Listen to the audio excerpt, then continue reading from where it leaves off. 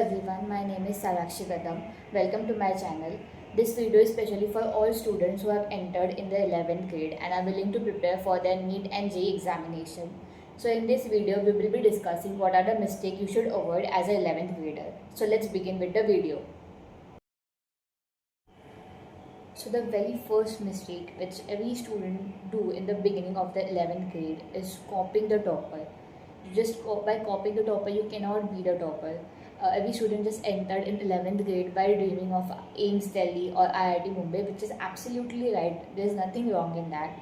But you need not to copy the topper for becoming a topper. You need to find your own way. Mission Mangal movie का एक बहुत अच्छा dialogue है. It says that दूसरों से motivate होना चाहिए पर अपना रास्ता खुद चुनना है. So this actually works in your life. You need to just get motivation from the topper, from the students who have actually cracked NEET or JEE, but you need to find your own way. अपना रास्ता तुमको खुद चुनना है. अगर तुम rank 1 से rank 100 तक सबको पूछोगे तो everyone gonna say you different methods, different things. So those all were the methods which they have developed for themselves. You need to find which method is gonna work for yourself.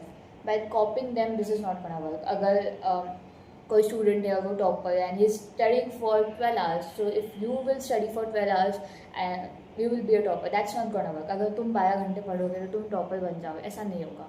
तुमको ये पता करना चाहिए कि तुम्हारे लिए क्या सबसे बेस्ट है. अगर तुम 6 घंटे पढ़ोगे और तुम्हारा रिजल्ट आ रहा है, so that's is fine. And if you are study for 12 hours and your result is not coming, then that is not at all fine. So you need to find your mistake and you need to improve and you need to find your own strategy. You need not to copy someone. किसी के manipulation में बिल्कुल भी मत आना. So the ultimate thing is, do not copy anyone, do not copy your friend, do not copy any topper. Just find your own strategy, find your own way and trust yourself and you will get it. The next thing is finding your tuition. So the first point which comes here, that when you were in your 10th grade or in the beginning of your 11th grade, you will get many suggestions by your seniors. बहुत सारे आपके seniors और आपके friends आपको बताएंगे कि नहीं ये ट्यूशन अच्छा है, ये ट्यूशन अच्छा नहीं है. सो वो आपको अपने एक्सपीरियंस से बताएंगे वो उनको क्या अच्छा लगा. So that does not mean कि जो चीज़ उनको अच्छी लगी आपको भी वो सूट होगी ही. So don't get just manipulated by someone or just don't trust someone कि हाँ इन्होंने बोला है कि ये ट्यूशन अच्छा है तो अच्छा ही होगा. वो अच्छा होगा tuition, but may be that does not suits you. So देखो, सारे ही ट्यूशन अच्छे ही होते हैं, हर इंस्टीट्यूट अपना 100% ही देता है, बट तुमको ये पता करना है कि वो ट्यूशन के साथ तुम्हारी फ्रीक्वेंसी मैच होती है कि नहीं. So for that you need to ask your seniors all the negative points and positive points of a particular tuition. You can ask 2-3 people about 2-3 institute, and you need to just write down all the points and you need to think on that कि तुमको कौन सा ठीक लगता है, तुमको कौन सा इंस्टीट्यूट अच्छा लगता है. हाँ, ये ट्यूशन तुमको XYZ थिंग्स प्रोवाइड कर रहा है, so I want this XYZ point, so you can join that tuition. If there is a tuition which is not providing ABC things and you want that ABC things as well, so you need not to join that particular tuition. So basically you need to find which tuition suits you the best. All institutes are perfect, you just need to find which कौन से tuition के साथ तुम्हारी frequency match होती है, and that's the ultimate thing. The third thing is always complaining. So if you have joined any tuition and if you are not finding something, you are finding something which does not suits you. अगर कोई teacher है जो आपको सिखाते हैं और आपको उनका समझ में नहीं आता तो आप कंप्लेंट करते हो कि नहीं यार ट्यूशन ही अच्छा नहीं है, यही अच्छा नहीं है, वही अच्छा नहीं है. This is not the time to complain. This is the time to just practice yourself, or this is the time to do your hard work. If you are just complaining about the stuff, then this is not going to give you your result. If a particular tuition अगर एक particular teacher है जो जिनको तुम्हारा नहीं समझ में आता, उनके साथ तुम्हारी फ्रीक्वेंसी मैच नहीं होती है, वो टीचर ख़राब नहीं है या फिर आप भी ऐसा नहीं कि आप you are dumb student. This is not gonna be like.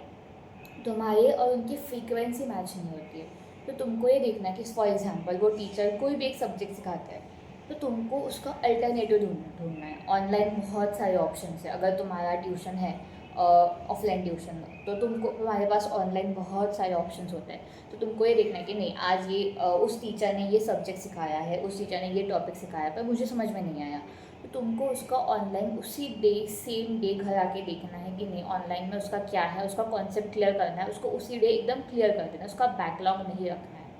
नहीं तो मोस्ट ऑफ द टाइम क्या होता है कि स्टूडेंट्स भी कंप्लेन करते हैं इंस्टीट्यूट को, ऐसा वैसा, एंड में कुछ भी नहीं होता है क्योंकि वो टीचर वहाँ पे बहुत सालों से काम करते हैं और तुमको उनका समझ में नहीं आता। उन टीचर के साथ तुम्हारी फ्रीक्वेंसी मैच नहीं होती, वो टीचर ख़राब नहीं होते, उनके साथ तुम्हारी सिर्फ फ्रीक्वेंसी मैच नहीं होती, तो उसके लिए तुमको एक अल्टरनेटिव ढूंढना है। देखो the ultimate thing is you need to crack your exam, और उसके लिए तुमको ये कंप्लेन करना और ये सब कुछ चीज़ें छोड़ के तुमको सिर्फ फोकस्ड रहना है अपने गोल पे। ठीक है, एक टीचर का नहीं समझता ना, so just go online, search on YouTube, you will get many things, search a particular topic and just find out which suits you the best. That's gonna work. So the ultimate thing is if you are not getting what your teacher is teaching you, then find the alternative. YouTube पे कोई एक video देख लो जिससे वो topic तुम्हारा clear हो जाए। इसका मतलब ये नहीं कि वो टीचर जो सिखाते हैं वो क्लासरूम को नहीं करेंगे, वो क्लासरूम करो और ध्यान दो, और जो टीचर जो सिखाते हैं एटलीस्ट वो टॉपिक कौन सा सिखाते हैं वो पता करो, और सेम डे वही टॉपिक तुम ऑनलाइन देख लो एक कोई भी वीडियो पे, जिससे वो टॉपिक तुम्हारा क्लियर हो जाए। अभी इन द बिगिनिंग ऑफ 11 तुम्हारे पास टाइम होता है क्योंकि इस समय पे ज़्यादा टॉपिक होते नहीं, तो तुमको रिविज़न की टेंशन नहीं होती, तो इस तरह से तुम साथ साथ में कर सकते हो जिससे तुम्हारा बैकलॉग नहीं रहेगा। नहीं तो तुम अगर उस टीचर की कंप्लेन करोगे तो तुम्हारा बैकलॉग बढ़ता जाएगा और कुछ भी नहीं होने वाला है। So basically you just need to find the alternative, you have to crack the exam, so for that you need to work for yourself, and this is how it's gonna work.